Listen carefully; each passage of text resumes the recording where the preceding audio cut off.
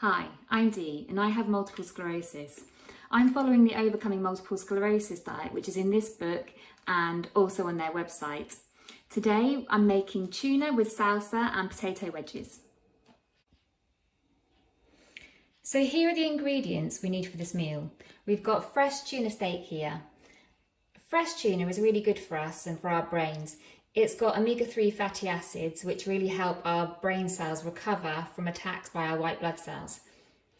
If we eat tin tuna, that processing has actually removed that beneficial effect, so fresh tuna is much better for us. I've got some Maris Piper potatoes, and for the salsa I've got some cherry tomatoes, red chilli, red onion, red pepper, some lemon juice. Fresh coriander would be much better, but I forgot to buy some, and we always have a stash of this in our fridge. And I've got capers. So I finally chopped the pepper, onion, tomato and half of the red chilli at first. I want to see how hot it tastes before I add some more.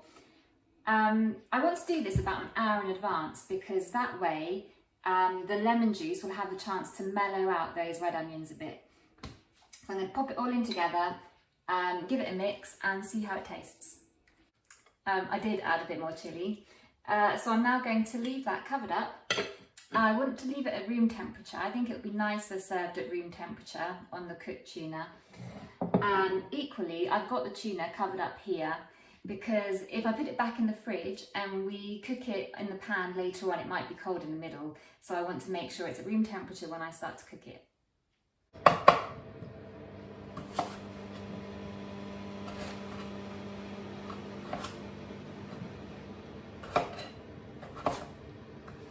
Okay, so I've just finished cutting my potatoes into wedges. I'm going to dry them off with a clean tea towel just to help them get that bit crispier.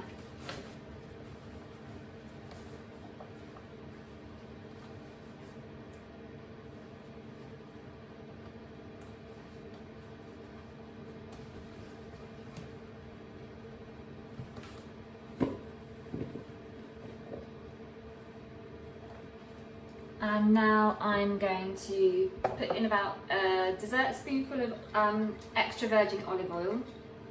That's the oil we can bake with at temperatures up to 180 degrees C.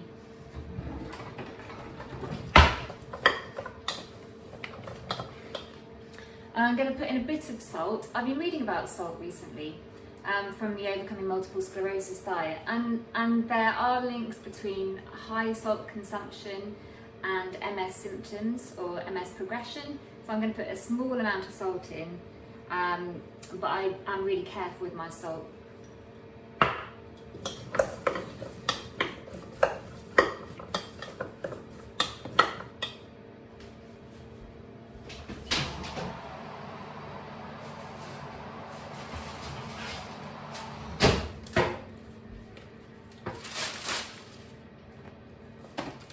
I'm going to pop those onto some baking paper, so we don't need lots of oil at all.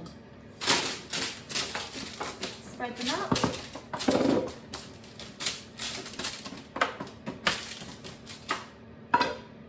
So they're going to go in at 180 degrees C for about 25 to 30 minutes.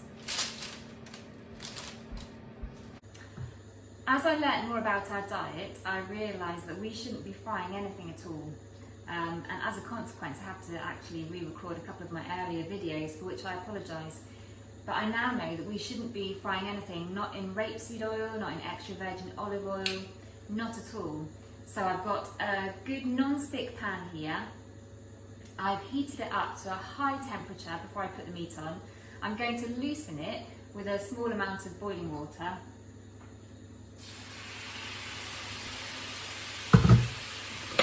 And then pop my meat on now.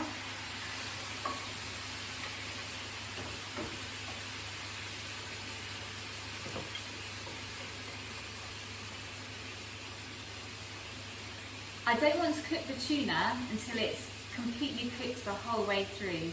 On all of the really good food magazines, you see it's slightly pink in the middle, so that's what I'm aiming for. Okay, so I've just flipped the first one.